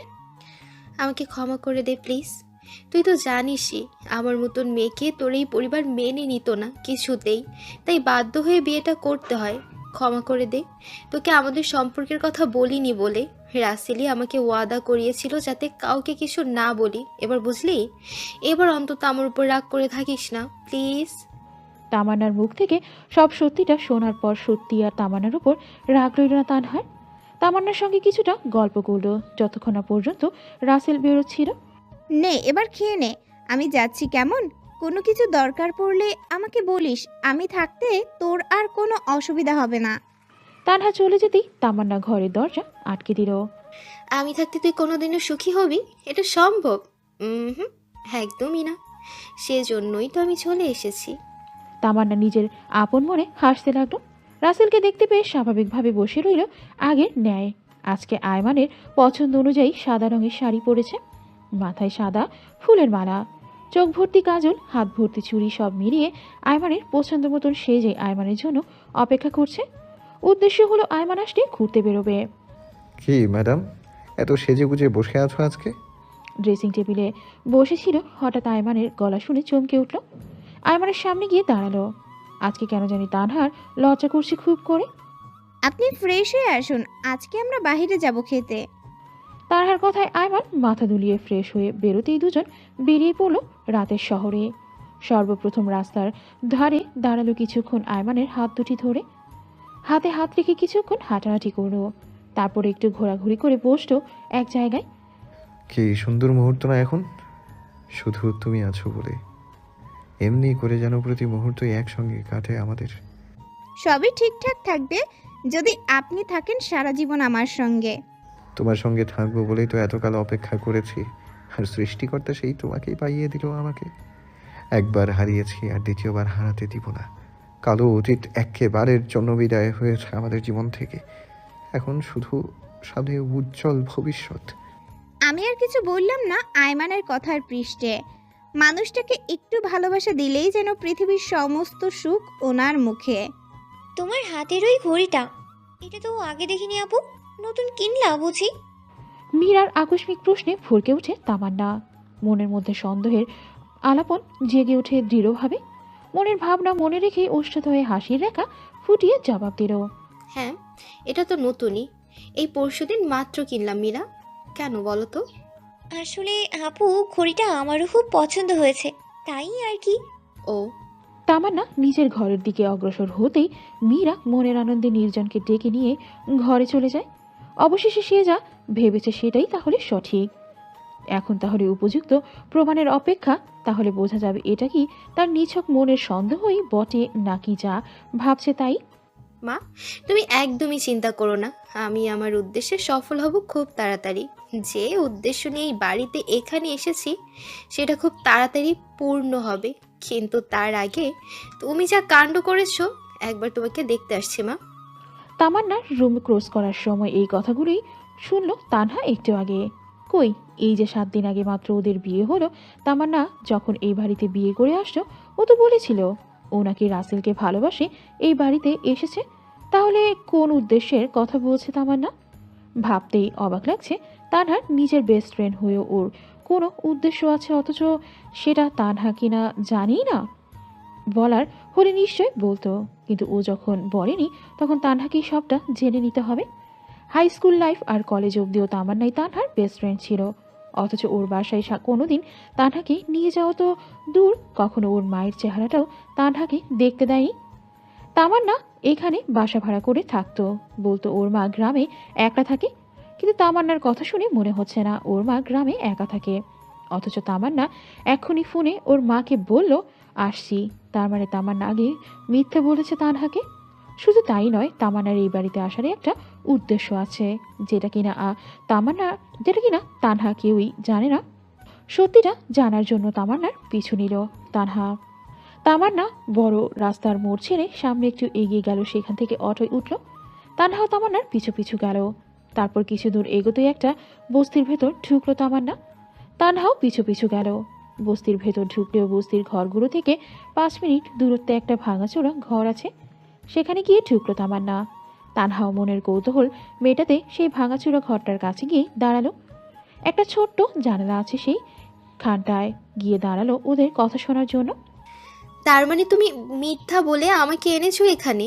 মা, তুমি তো জানো তোমাকে কতটা ভালোবাসি আমি, আর তুমি সেটার সুযোগ নিয়ে মিথ্যা বলে এখানে কেন আনলে বলো তো? দেখ তামান্না, মা আমার, বোঝার চেষ্টা কর।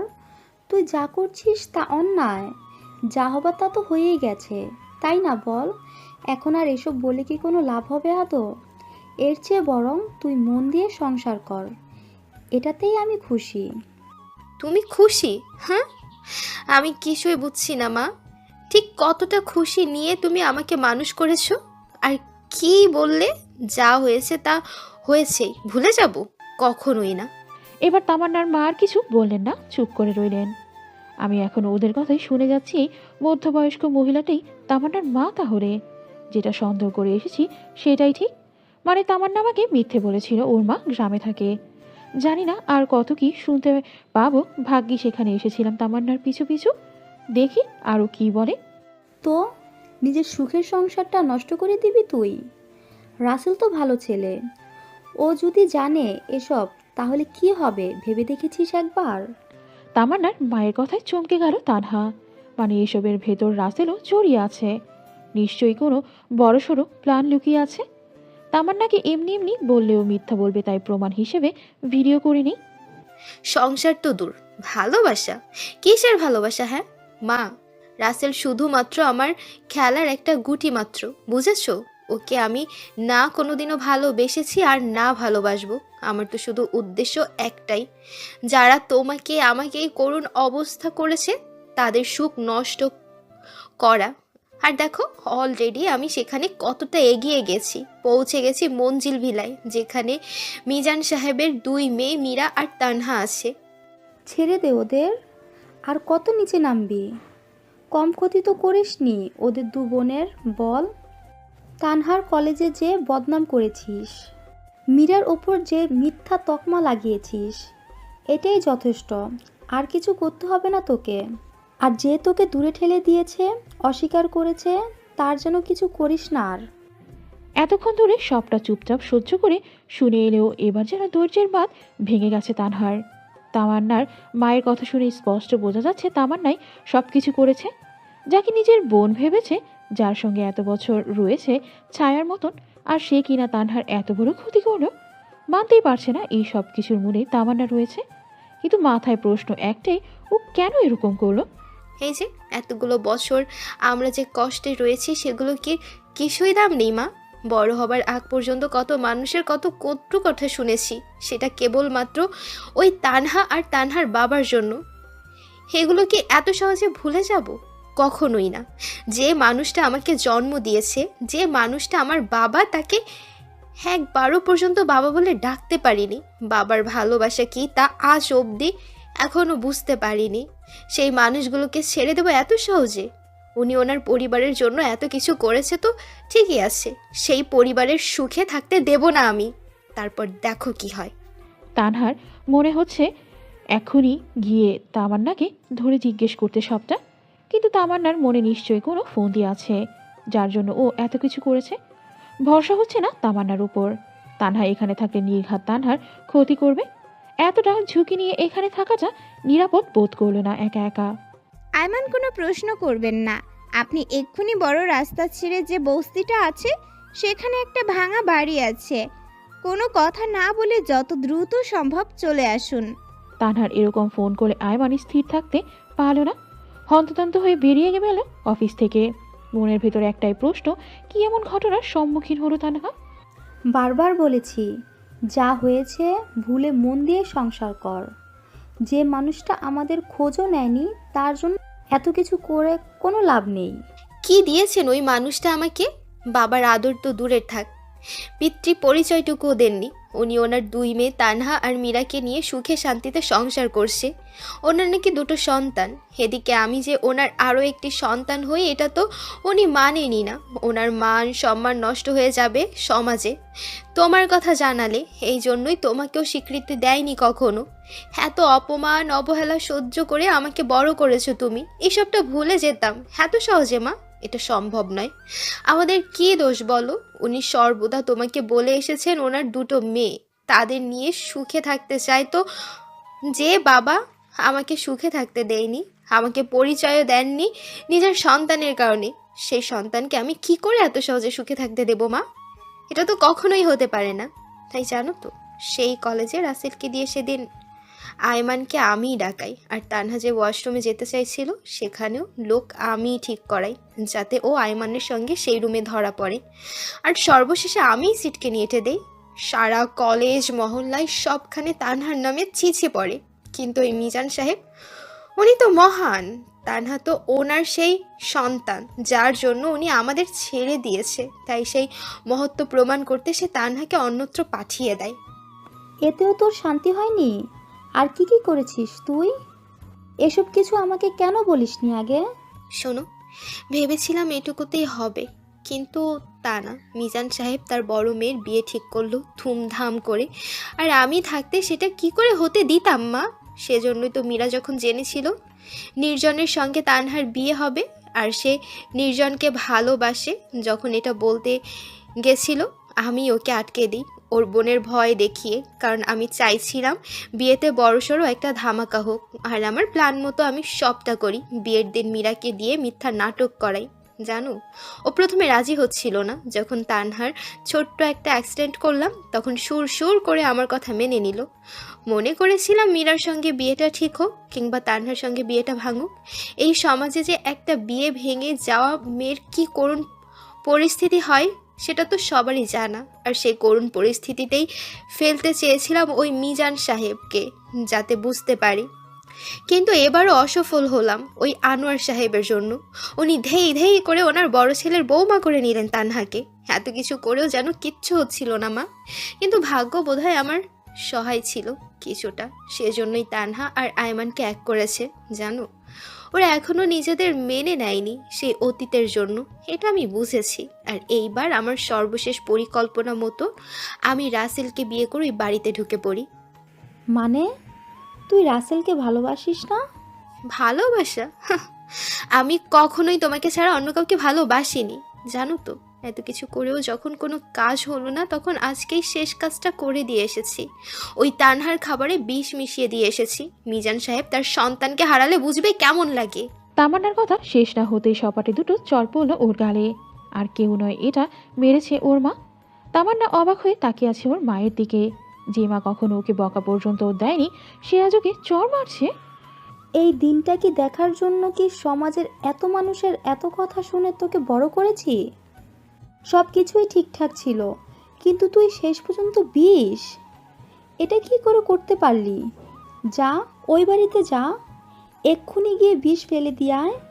সে তুমি যাই বলো না কেন, যা হবার তা তো হবেই। এবার আমি আর হারবো না। ওই মিজান সাহেবকে বুঝতে হবে যে সন্তান সন্তান করে উনি আমাকে অস্বীকার করেছেন।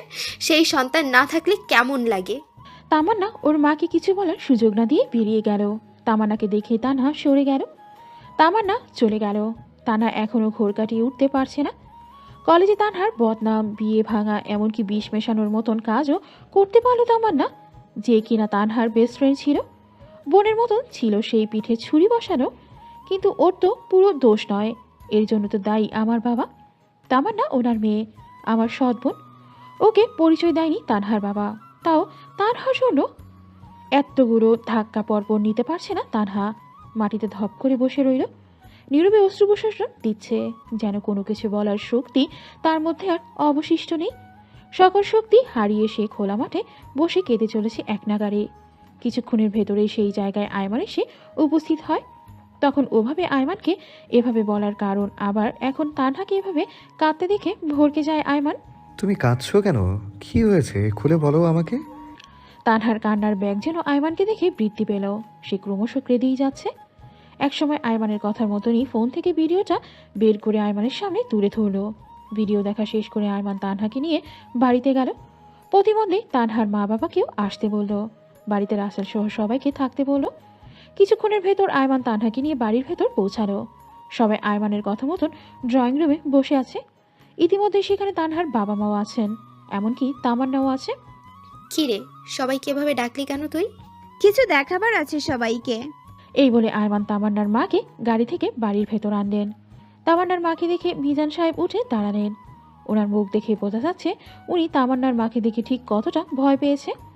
কি হলো বাবা, ওনাকে চেনা যাচ্ছে আপনার, তাই তো?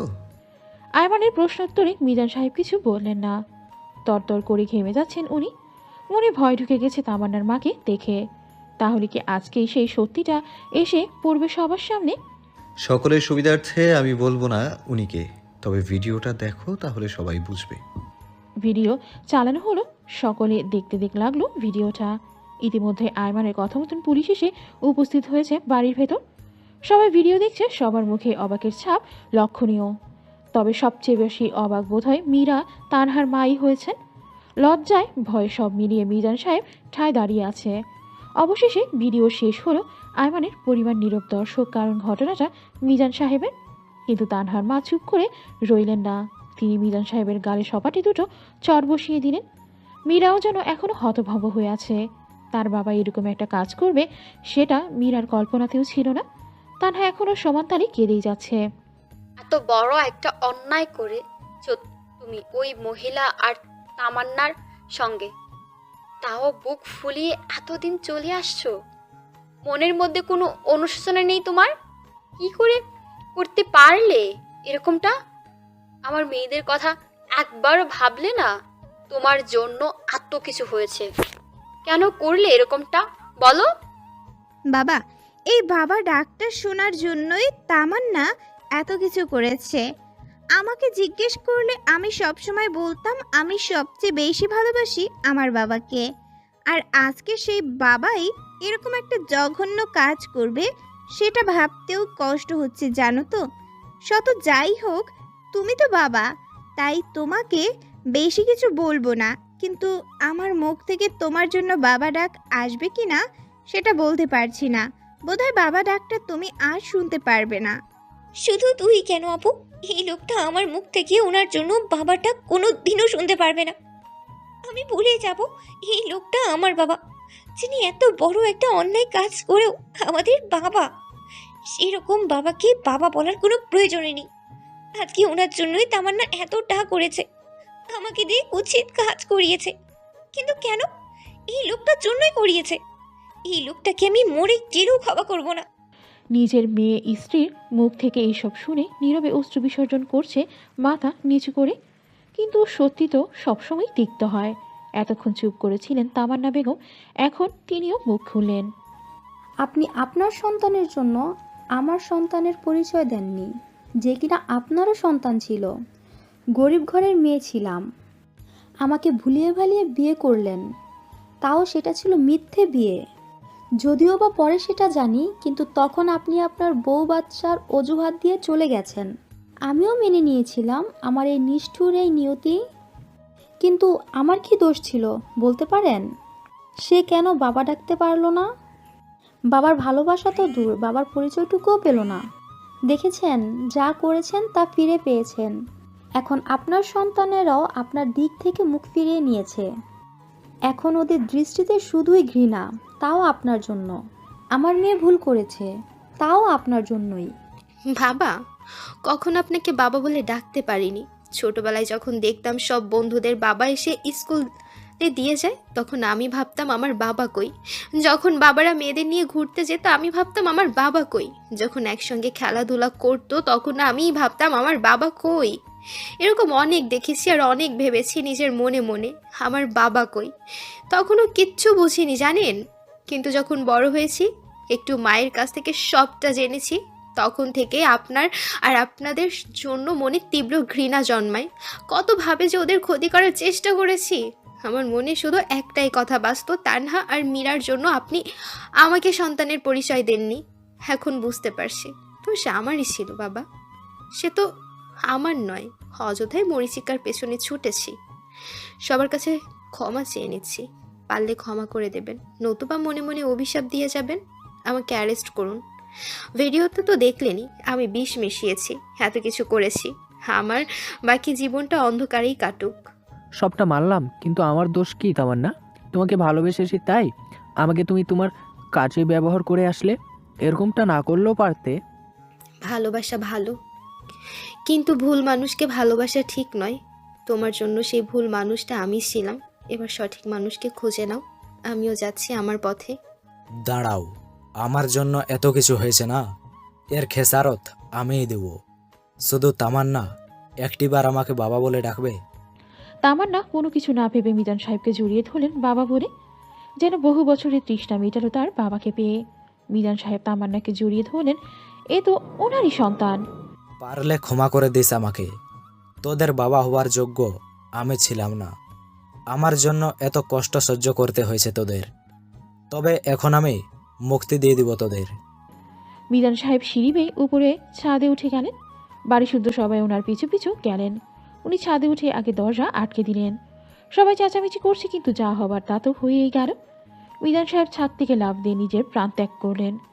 সবাই দৌড়ে নিচে যায় অ্যাম্বুলেন্সে কল করে, কারণ তখনও মিজান সাহেব বেঁচে ছিলেন। তানহা, তামান্না, মীরা সবাই হাউমাউ করে কাঁদছে। মিজান সাহেব আধ ভাঙা গলায় কথা বলেন, তামান্না তো বাবা বলে ডাকলো, এবার আমার বাকি দুটো মেয়ে যদি একবার আমাকে বাবা বলে ডাকতো শেষবারের জন্য, তাহলে হয়তো শান্তি পেতাম। পারলে ক্ষমা করে দিস। তোদের চোখে ঘৃণা দেখে বাঁচতে পারবো না আমি। তোর মাকেও বলে দিস যাতে ক্ষমা করে। আমার পাপের শাস্তি আমি পেয়েছি। তানহা, মীরা বাবা বলে চিৎকার করে উঠল। ততক্ষণে মিজান সাহেব দুনিয়ার মায়া ত্যাগ করে চলে গেলেন। তানহার মা চুপটি করে আছে, কোনো কথা নেই। তামান্নার মা নীরব দর্শক, তবে তামান্নার চোখে অশ্রু জলজল করছে। শেষ বেলায় তো লোকটা তাকে মেয়ে বলেছে, পেরেছে বাবা ডাকতে। পুরো পরিবেশ নিস্তব্ধতায় গ্রাস করেছে। এভাবে কাঁদতে কাঁদতে তানহা অজ্ঞান হয়ে যায়। জ্ঞান ফিরতে দেখে মিজান সাহেবের দাফন কার্য সম্পন্ন হয়েছে। দুপুর থেকেই সন্ধ্যা হয়ে গেছে। শোকে স্তব্ধ আছে এখনো পুরো মানুষজন। ওদিকে দাফনের জন্য তামান্নাকে পুলিশ নিয়ে যায়নি, তবে এখন নিতে এসেছে। তামান্না অশ্রুজল চোখে তানহার পাশে গিয়ে দাঁড়ালো। আমি দেখেছিলাম তখন তোকে। আমি জানতাম তুই ভিডিও করছিস, তাই তো মাকে বলার আগে সবটা খুলে বলি, যাতে আমার অন্যায়ের শাস্তি আমি পাই। আর চোখে তোকে যখন দেখেছি মাটিতে বসে কাঁদতে, তখন কেন জানি আমারও খুব কষ্ট হচ্ছিল জানিস। মনে হচ্ছিল বারবার, এই তুই তো আমাকে কম সাহায্য করিসনি। আজকে একটা মানুষের জন্য আমি তোর পিছু লেগেছি, অনুশোচনায় ভুগতে থাকি। তৎক্ষণাৎ সিদ্ধান্ত নেই আমি যা করেছি তার ফল ভোগ করব আমি। তাই সবটা খুলে বলতে থাকি, যাতে তুই নিজের হাতে আমাকে আমার করা অন্যায়ের শাস্তি দিস। আর হলেও ঠিক তাই, তুই নিজের হাতেই আমাকে শাস্তি দিলি। এবার আমি চলে যাচ্ছি শান্তি মতন। শুধু বলবো, তোদের এই বড় বাড়িটুকুতে আমার মাকে একটুখানি আশ্রয় দিস, আর পারলে আমাকে ক্ষমা করে দিস। আগেও তুমি ভুল করেছো আর এখনো তুমি ভুল করছো। পুলিশ তানহা নয়, আমি ডেকেছি। যাই হোক, কম কষ্ট পাইনি তোমার জন্য। আমরা দুজনে ভালোবাসতাম, তবুও ঘৃণা দেখেছি তানহার চোখে, শুধু তোমার জন্য। তাই তোমাকে ক্ষমা করবার মতো মহৎ গুণ আমার নেই। তুই আমার বেস্ট ফ্রেন্ড ছিলিস, সেটা অতীতে, তবে এখন আর নেই। যা করেছিস আমার সঙ্গে সেটা কখনোই ভুলতে পারবো না, সে যতই আমার বাবার দায়ী থাকুক না কেন। তবে যদি শুধরাতে পারিস তবে আশিস মেনে নিব বোন হিসেবে। তামান্না চলে যায়। তামান্নার মাও চলে যায়। তানহার মীরা ওদের মাকে নিজের কাছে রেখে দেয়। স্বামীর কর্মকাণ্ড আর অকস্মাৎ মৃত্যু যেন ওনাকে পাথর করে দিয়েছে। দেখতে দেখতে বেশ কদিন পার হয়ে গেছে। এখনও মিজান সাহেবের শোক থাকলেও সবাই চেষ্টা করছে নিজেকে ওখান থেকে সরিয়ে আনতে। তানহার মাও স্বাভাবিক হয়েছে একটু একটু। সে এখন তানহার চাচাদের সঙ্গেই থাকে।